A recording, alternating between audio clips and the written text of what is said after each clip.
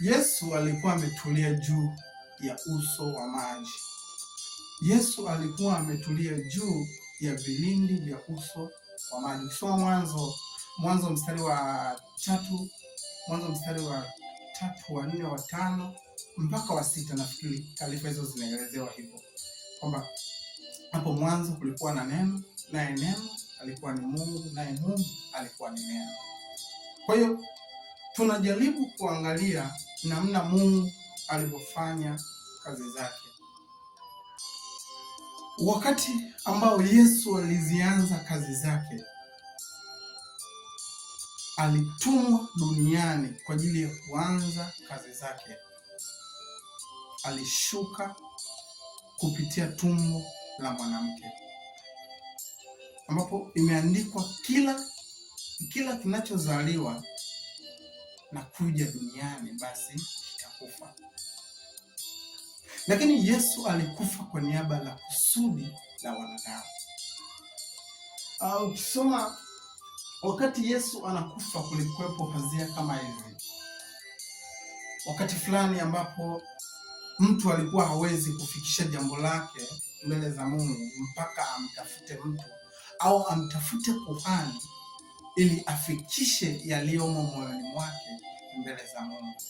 Kwa kama kuhani atakataa kufikisha yaliyomo moyoni mwako, ina maana siku hiyo utakosa namna ya kufikisha ujumbe wako mbele za Mungu. Kwa baada ya Yesu kuwa amekufa, hekalu, pazia la hekalu likachanika, likawa wazi, ikiwa ina maana ya kuwa kila mtu anaweza akafikisha maombi yake mbele za Mungu. Sisemi kwa kubishana, lakini nataka tueleweshane. Haleluya. Wakati Mungu anajaribu kutenganisha maji anajaribu kutenganisha mito na maji, ina maana mwanadamu apate ardhi, sehemu ya kutembea na sehemu ya kulima mazao. Mungu alitamka kwa mamlaka, na iwe ardhi, basi inakuwa ardhi. Na akatamka akasema, maji naomba mgawanyike, na maji yakagawanyika, kwa sababu alitumia mamlaka, hakutumia kawaida. Nataka nikwambie kitu kimoja, wewe ambaye umepata muda wa kunisikiliza au wasaa wa kusikiliza nini ninaongea leo. Nataka nihubiri mbele yako, usikilize namna ambavyo Mungu anavyomtuma mtu kukuletea neno, ulisikie, liingie kwenye masikio yako, lakini likae. Basi kabla sijaingia kuhubiri, nitaomba. Ninakushukuru Mungu, asante kwa neno lako njema. Asante kwa sababu umekuwa mkuu miongoni mwa wakuu wote. Baba yangu, neno lako ni lako, lakini mimi natumika kama chombo cha kufikisha neno miongoni mwa watu watakaonisikia. Basi Baba, nitumie kama chombo, nami niko mbele zako nikileta neno au chombo kinachotumika kwangu, mimi nikahifadhike kama chombo, lakini Bwana ukanifikie namna vile ambavyo unavyopanga. Basi kanitumie uwezavyo, na si niwezavyo mimi. Najikabidhi mikononi mwako, nikiamini hekima na busara ziko mikononi mwako. Basi ukanijalie neema na busara. Kwa Bwana, jina la Bwana libarikiwe. Kwa jina la Baba na la Mwana na Roho Mtakatifu. Amen. Nimekuambia kwamba neno ni upanga. Unaweza ukawa unanisikia, lakini ukawa huamini lile ninaloliongea. Inawezekana.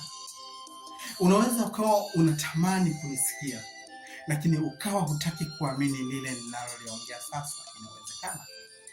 Lakini mimi sitaki uamini, kwa sababu ukiamini basi utaamini mimi na hautamwamini Mungu. Lakini mimi nataka umwamini Mungu, ya kuwa Mungu anaweza, na Mungu sio mwanadamu. Ni kwa sababu yeye aliumbwa kwa mfano wetu. Wakati anaumba kwa mfano wetu, akasema, enendeni ulimwenguni mkaihubiri Injili kwa kila mataifa. wakapate kuokoka na kumjua Mungu. Sisi binafsi tunaendesha huduma kwa uwezo wa Mungu, lakini wakati Mungu anasema na sisi kuhusu neno au andiko lolote, namsoma Esther. Wakati Esther anagombana na Amani,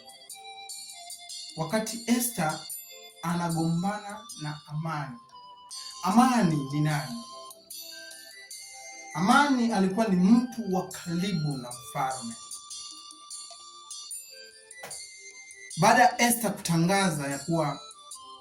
Baada ya Amani kutangaza ya kuwa Wayahudi wote wanapaswa kuuawa, Esther akasema, huyu ni nani ambaye ametangaza Wayahudi wote tunatakiwa kuuawa? Esther akaomba kalamu mbele ya mfalme, akasema, mfalme, ninakualika kwenye meza yangu. Lakini kabla ya Esther kuomba, Esther aliwaambia Wayahudi wote, fungeni na kuomba kwa sababu wakati wetu umefika pagumu.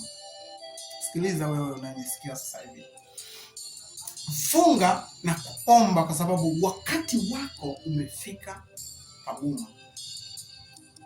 Esther akasema, fungeni na kuomba kwa sababu wakati wetu umefika pagumu. Akalishikilia Esther, akamwambia Mungu niongoze. Wako Wayahudi walirarua nguo zao, wakavaa majani, wakavaa vitambaa visivyoonekana kwa sababu ya kutafuta amani ya mioyo yao. Wewe leo upo hapo umekaa unatazama, hautaki kutafuta amani ya moyo wako, bali unataka mtu aje kutafuta amani ya moyo wako. Yaani atokee mtu pembeni aje kutafuta amani ya moyo wako, kitu ambacho hakuna mtu ambaye anaweza kuja kutafuta amani ya moyo wako, bali mtu anaweza kuja kukusaidia namna ya kutafuta amani ya moyo wako. Haleluya. Wakati unadhani ya kuwa amani inapatikana kwa urahisi, yuko mwingine yuko kitandani sasa hivi, yuko mwingine alishafungiwa kwenye kabati, kesho anategemea kwenda kupelekwa kuzikwa. Yuko mwingine ambaye anagombana na mke wake kitandani sahihi kwa sababu hana amani ya moyo wake. Yuko mwingine mwenye pesa na magari na majumba ya kifahari, anagombana na moyo wake, unamshawishi kutoa kafara. Yote ni manini? Yote ni watu ambao wanatafuta amani ya mioyo